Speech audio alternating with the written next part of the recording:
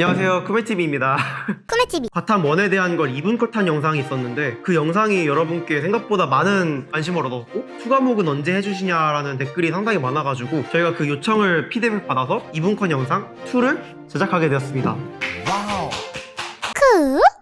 이제 내년 수능을 준비하시는 분들이 과탐은 어떤 걸 선택을 해야 될지, 툴을 선택해야 될지 말지를 가장 고민하는 시기라고 생각을 합니다. 그래서 이제 저희가 크리에이터 분들 중에서 각자 물투, 화투, 생투, 지투를 하셨던 분들이 자신의 경험이나 꿀팁 같은 거를 알려주는 시간을 여러분께 다시 드리고자 합니다. 그러면 지금 시작합니다.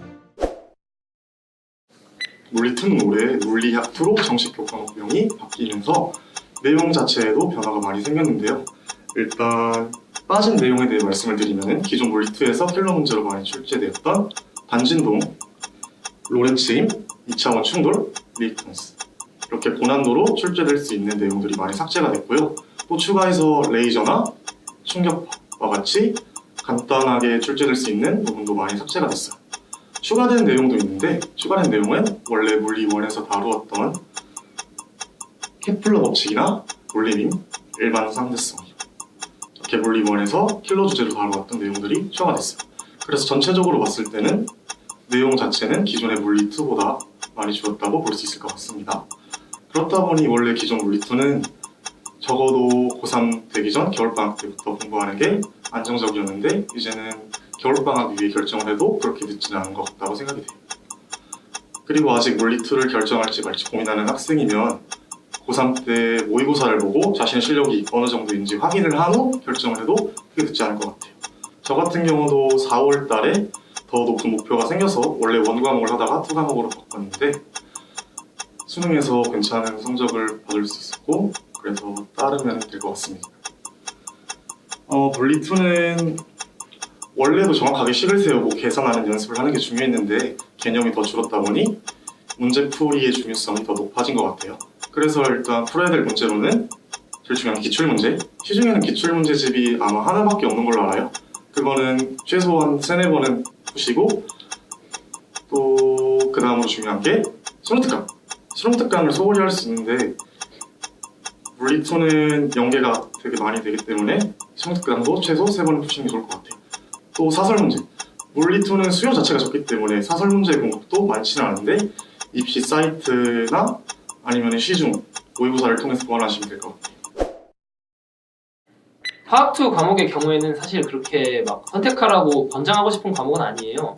그런 걸 반영하듯이 지금 선택자도 굉장히 많이 줄어가지고 물리2보다도 더 적어지긴 했는데 그래도 선택을 하고 싶다면 또는 선택을 고려하고 있다면 어떤 생각들을 먼저 해보면 좋을지 좀 팁을 드리려고 합니다. 먼저 화학2라는 과목 자체가 좀 암기해야 되는 내용이 별로 없어요. 그런 면에서는 지구과학 같은 과목이랑은 완전 상반된다고 볼 수 있는데 또 상반되는 게 그런 개념의 양은 적지만 그 개념을 진짜 완벽하게 충실히 이해하고 있고 그걸 응용하는 능력까지 갖추고 있지 않다면 문제를 제대로 풀어낼 수가 없는 경우가 많아요. 그래서 그런 점에서 사실 쉽게 접할 수 있는 원과목인 물리1이라는 과학탐구 과목과 굉장히 비슷한 면이 있기 때문에 만약에 물리1 과목을 공부해본 적이 있고 그게 자기 적성에 맞다면 물리1하고 화학2를 같이 하는 것도 나쁘지 않을 것 같다고 생각을 했습니다. 그리고 약간 특징이라 하면 특징이라 할 수 있는 게 다른 과목에 비해서 진짜로 복잡한 계산들이 좀 있어요. 그러니까 보통 다른 탐구 과목 같은 경우에는 주로 그냥 개념을 응용하는 정도에서 그치는데 약간 실제적인 계산이 많이 들어가다 보니까 처음에 좀 당황하실 수도 있지만 그런 계산을 그냥 침착하게 안정적으로 그냥 틀리지만 않게 쭉 이어갈 수 있는 능력이 있다면 그냥 잘 풀 수 있을 것 같습니다. 그리고 아무래도 2과목이다 보니까 화학 1과는 어느 정도 연관이 있나라고 생각을 하실 수 있는데 제 생각에는 생각보다 연관성이 좀 있는 것 같아요. 왜냐면 화학 1과 비슷하게 반응식들이 나오고 그냥 거기서 좀 더 계산할 수 있는 다른 개념들이 나오는 것 뿐이기 때문에 어떤 화학적인 물리량들이나 아니면 그 반응식 자체를 다루는 데 있어서 굉장히 도움이 많이 될 것 같고요. 그리고 문제에서 주는 자료를 보고 대충 어떤 물리량을 계산하라고 하는 건지를 아는 연습을 하면 좋을 것 같습니다. 그리고 다른 과목에 비해서 개정 교육 과정에서 달라지는 점이 거의 없고 그마저도 뭔가가 바뀌는 내용이라서 그 전 교육 과정으로 공부를 하셨던 분들도 부담 없이 그냥 공부를 그대로 이어가셔도 좋을 것 같습니다. 저는 고등학교 2학년에서 3학년 올라갈 때 생명과학 2를 처음으로 선택했던 것 같아요. 근데 지금 생각해보면 조금 늦은 선택이었다는 느낌이 드는데요. 왜냐하면 수능 갈 때까지 약간 모든 문제 풀이 스킬을 완벽하게 체화하지 못한 상태로 수능을 봤던 것 같아서 전 그 부분이 조금 후회가 남아서 만약 수험생분들이 고민 중이시라면 최대한 빠르게 선택을 하는 것을 추천드립니다. 또 생2의 경우에는 지금 유전 파트가 제일 킬러 문제인데 특히 이게 갈수록 문제가 길어지고 복잡해지는 양상을 띠고 있어요. 특히 코드 문제 같은 경우에는 저희 실력과 약간 상관없이 처음 케이스를 어떻게 잡았느냐에 따라서 문제풀이 시간이 정말 천차만별이 되는 경우도 있어서 그런 부분에서는 수험생의 입장으로서는 항상 최악의 풀이 시간을 고려해야겠죠? 그렇기 때문에 아무래도 이론 파트에서 최대한 시간을 많이 줄여서 시간을 벌어주는 게 제일 중요하다고 생각을 합니다. 그래서 저는 이론 공부를 할 때 어떤 그냥 빈 A4지 한 장을 둔 다음에 광합성 과정이나 호흡 과정 아니면 분류 체계표 같은 거를 정말 처음부터 끝까지 제 머릿속에 있는 내용으로만 가득 채워보는 그런 연습을 많이 했던 것 같은데 전 그게 제일 도움이 많이 됐던 것 같아요. 그리고 특히 그것보다 더 중요한 거는 되게 교묘하게 짜놓은 선지들이 많아서 그 부분을 신경을 쓰려면 정말 시험장에서 누구보다 정말 문제를 단어 하나하나 열심히 읽어보는 그런 게 중요할 것 같습니다. 또 2021 수능에서는 저희와 다른 교육과정이 적용이 되는데 이거에 대해서 좀 말씀을 드리자면 CPR 내용이 빠지고 CPR 내용이 빠지고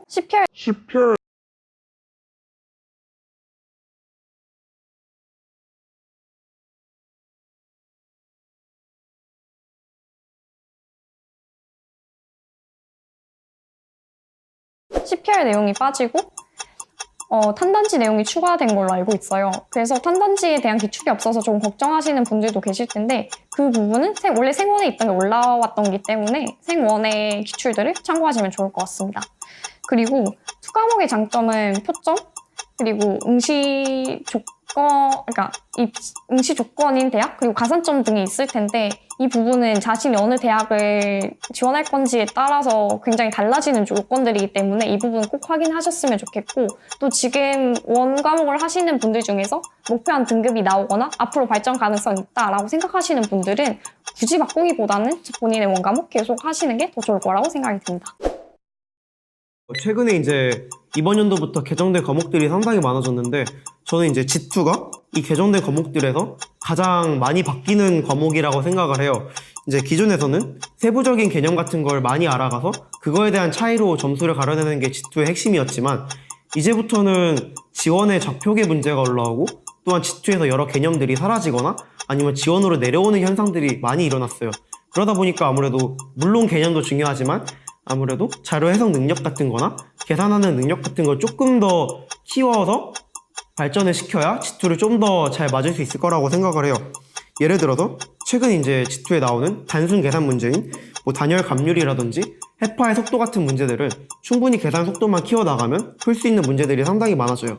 하지만 여기서 G2에 꽂힌 자료 해석 능력을 좀 더 키워나가야 맞출 수 있는 문제들인 지진파, 지형류, 또한 지질도 아니면 최근에 이제 지원에서 같이 올라오는 문제인 좌표계 문제들 같은 경우에는 물론 자료 해석도 바탕으로 돼야 되고 계산까지 같이 키워나가야 이 두 마리 토끼를 다 같이 잡아야지만 맞힐 수 있는 그런 문제들이 상당히 늘어나고 있다고 봐요.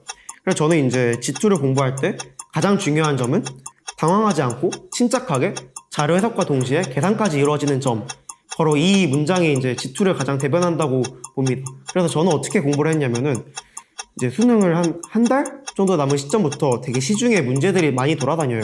이제 그 문제들이 많이 돌아다니는데 이제 물론 문제의 질도 중요하지만 별로 그 질에 딱히 상관없이 이제 인터넷에 떠돌아다니는 여러 자작 문제들 같은 경우를 약간 재미로 풀어보면서 이제 좀 더 당황함을 줄여나가는 것이 가장 G2에서 자료 해석 능력을 키워나가는 것의 핵심이라고 생각을 해요. 저희가 오늘 이렇게 수과목에 대해서 다뤄봤는데 수과목은 사실 선택자 자체가 원 과목에 비해 더 적잖아요. 그리고 표본 자체도 되게 수준이 원 과목에 비해서 높은 집단들이 모여있고요. 그렇기 때문에 수과목을 선택하기에 있어서 걱정이 많을 수 있는데 끝까지 우직하게 열심히 읽고 가시면 좋은 결과 꼭 있을 거라 믿어 의심치 않습니다. 화이팅! 영상을 재밌게 보셨다면 구독과 좋아요 부탁드려요.